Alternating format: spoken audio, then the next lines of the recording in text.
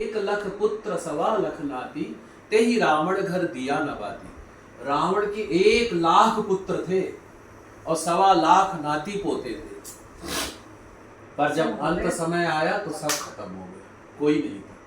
तो रावण क्या कहता है कि मेरे पास सोने की लंका थी। किसकी? सोने की लंका।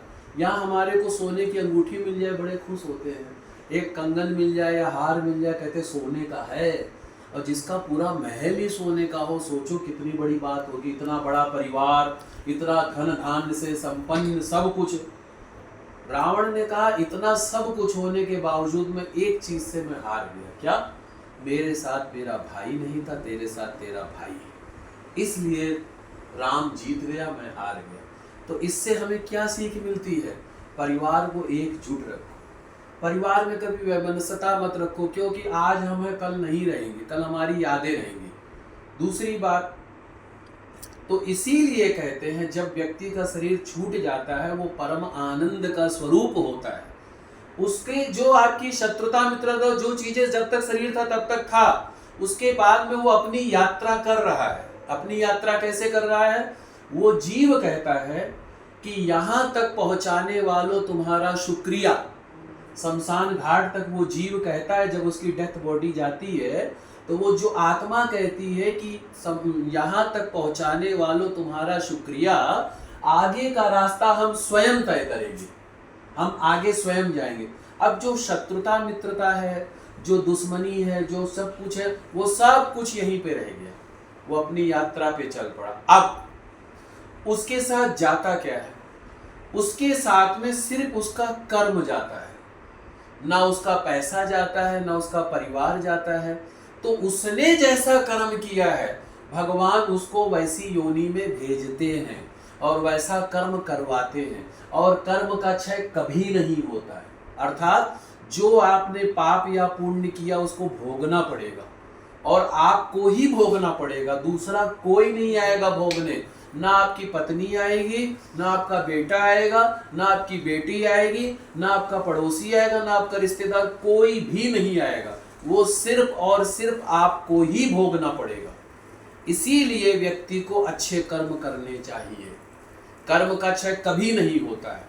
अब आप उसमें कहे जी इन्होंने हमारे साथ जो किया वो ठीक है, आप उनको क्षमा कर दो, हाथ जोड़ के क्षमा कर दो, मेरे से कभी जीवन में कभी कोई गलती हुई हो, कोई भी क्षमा कर दो, और प्रभु से प्रार्थना करो कि हे प्रभु इनको मुक्ति प्रदान करना, सदगति प्रदान करना।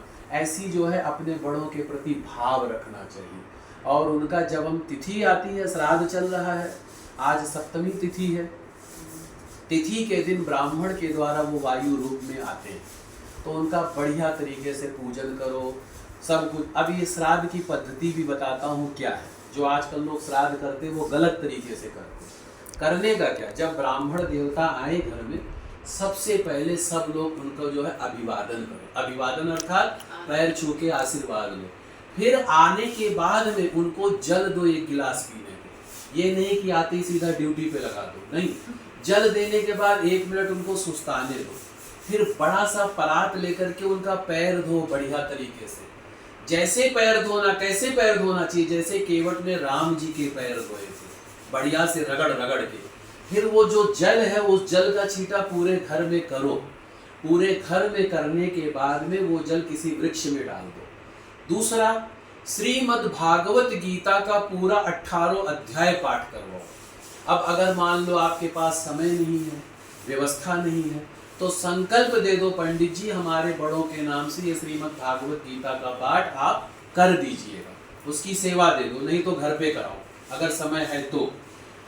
दूसरा, प्रयास ऐसा होना चाहिए पूरा परिवार एकत्रित होना चाहिए। ऐसा नहीं है बेटा कहीं और है, बेटी भैया हमारे दादाजी का श्राद्ध है जिन्होंने हमें सब कुछ दिया। अब मैं हूँ, मैं मान लीजिए किसी का पिता हूँ, मैंने अपने बच्चों को बनाने के लिए कितने पापड़ बेले, कितने कष्ट झेले, मकान बनाया, रोजगार दिया, और आज मैं नहीं हूँ तो मेरे बच्चे मेरे उसमें भी नहीं आना चाह रहे हैं, मतलब मेरे श्राद्ध में भी नहीं आना चाह रहे। कैसा समय आ गया? तो ऐसे तो साथ ही नहीं देना चाहिए फिर तो इसीलिए जब भी अपने बड़ों का हो पूरा परिवार आओ, सब लोग पूजन करो बढ़िया से। पूजन करने के बाद श्रीमद् भागवत गीता का पाठ सुनो, नहीं सुन सकते, मैंने बता दिया सेवा दे दो, लेकिन आना जरूर। अब मान लो किसी का कोई काम धंधा है, नुकसान ज्यादा हो रहा है, 20-30 हजार का, लाख रुपए का, तब तो भाई कोई बात नहीं, लेकिन थोड़ा नुकसान झेल के बैठो जरूर। सातवां अध्याय पढ़ लेना, सातवां। हाँ, मैं तो सातवां पढ़ती हूँ। सातवां। अब दूसरा क्या करना है, तर्पण करना चाहिए। तर्पण भावपूर्वक करना चाहिए, बढ़िया से तर्पण करो। अपने बड़ों का नाम गोत्र बोल करके जल दो। ऐसे आपने देखा है, तर्पण प्रभु श्री राम जी भी करते थे, भगवान भीष्म पितामह सब लोग। तो तर्पण करना चाहिए। तर्पण के बाद में फिर ब्राह्मण भोजन होना चाहिए। ब्राह्मण भोजन में तो मतलब कि भोजन कराएं। भोजन कराने के बाद में फिर उसके बाद में सबको आशीर्वाद लेना चाहिए। थोड़ी देर कथा भी होनी चाहिए, उनका उपदेश भी सुनना चाहिए थोड़ी देर, 5-10 मिनट। ये क्रम है। अब इसमें 2 जन का क्रम सबसे जरूरी, जो हमारे ब्राह्मण देवता हैं। ब्राह्मण के बारे में कहा गया कि ब्राह्मण को एक जगह से ज्यादा का भोजन नहीं करना चाहिए, नहीं तो वो पापी होता, उसको दुष्कर्म पाप का फल भोगना पड़ता है। 5-5, 6-6। हाँ, और जो जजमान है उनको भी ज्यादा वो जल्दीबाजी का काम नहीं करना चाहिए। ब्राह्मण का क्या कर्म है, ब्राह्मण अगर नियम से कर्म कराए और एक ही जगह जाके जो उसको मिल जाए उसी में संतुष्ट रहे, बोले नहीं कि मेरे को इतना नहीं इतना चाहिए। और जजमान का भी ये फर्ज होना चाहिए कि सोचना चाहिए, पंडित जी अगर हमारे यहाँ 3-4 घंटा अब ये कर्म कराएंगे, 2-3 घंटा लगेगा आराम से। तो पंडित जी ने कर्म कराया तो जो 10 जगह जाते पंडित जी, उसका एक ही जगह कर दो व्यवस्था।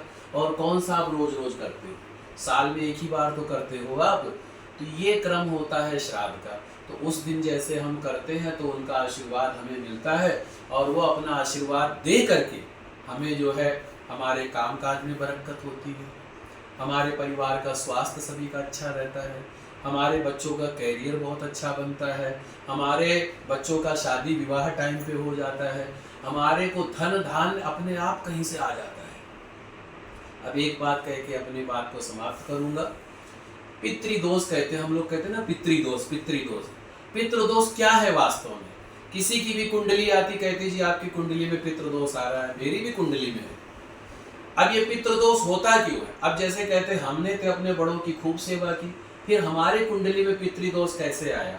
वो ऐसे आता है कि आपके पिछले जन्म का जो कर्म है वो आपकी कुंडली में आके, जो कुंडली में जो आपके ग्रह नक्षत्र, आप सोचोगे ये मेरा ग्रह खराब है, ऐसा नहीं है। हाँ, सुनिए तो ग्रह जो बनाते हैं, तो ये ग्रह हमारे पिछले जन्म के भी होते हैं।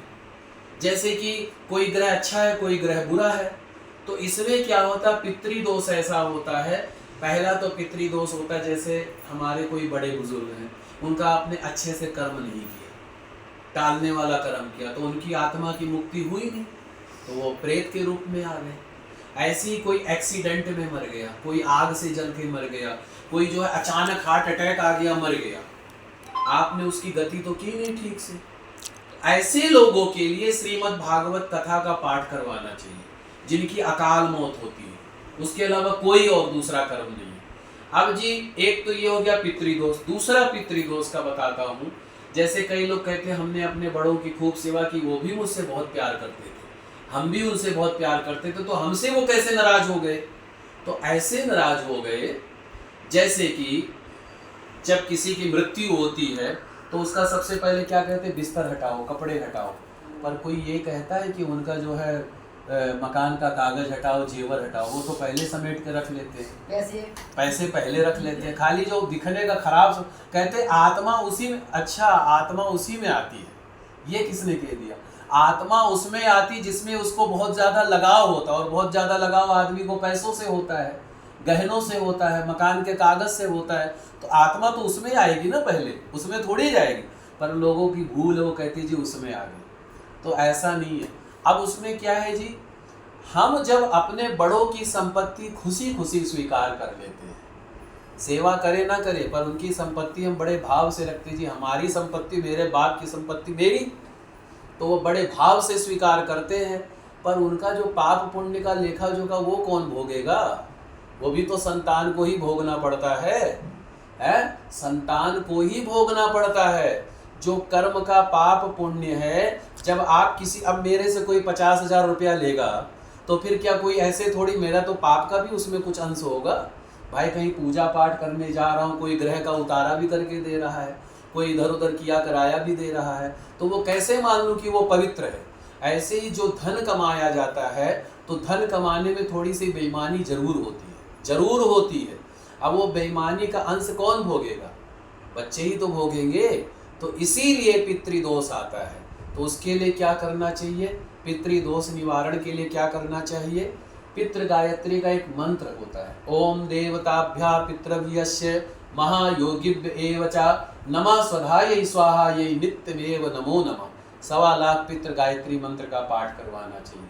श्रीमद् भागवत कथा का पाठ करवाना चाहिए और अपने बड़ों के लिए भाव प्रेम श्रद्धा रखनी चाहिए, तब हमारा कल्याण। और जिसके यहाँ पितृदोष होता है, बने बनाए काम उसके खराब, काम काज लगते लगते छूट गया, घर में स्वास्थ्य खराब, कोई आगल पागल भी निकल जाता है, और मतलब कि आए दिन कलह क्लेश परेशानी कुछ ना कुछ चीजें बनी रहती है। क्यों? क्योंकि भगवान सबके हैं, पर पितृ सिर्फ आपके हैं और किसी के नहीं है। इसीलिए अपने घर के पितरों को पहले प्रसन्न करो, और उनको प्रसन्न करने का मैंने आपको साधन बतला दिया। और जिसके पितृ प्रसन्न होते हैं उसके साथ क्या होता है? उसके साथ में स्वास्थ्य सभी का अच्छा रहता है, सभी की हेल्थ अच्छी रहती है, कोई काम अपने आप बन जाता है। आप सोचते थे तो हमने सोचा नहीं था कैसे हो गया। बच्चों का पढ़ाई लिखाई, कैरियर, शादी ब्याह, मकान दुकान, स्वास्थ्य सब अपने आप बनते चले जाते हैं, क्योंकि वो आत्मा के रूप में विद्यमान है। वो आत्मा के रूप में विद्यमान है, वो आपको आशीर्वाद दे रहे हैं। इसीलिए कहते हैं आत्मा सो परमात्मा। बोलिए पितृदेव भगवान की जय, श्री लक्ष्मी नारायण भगवान की जय।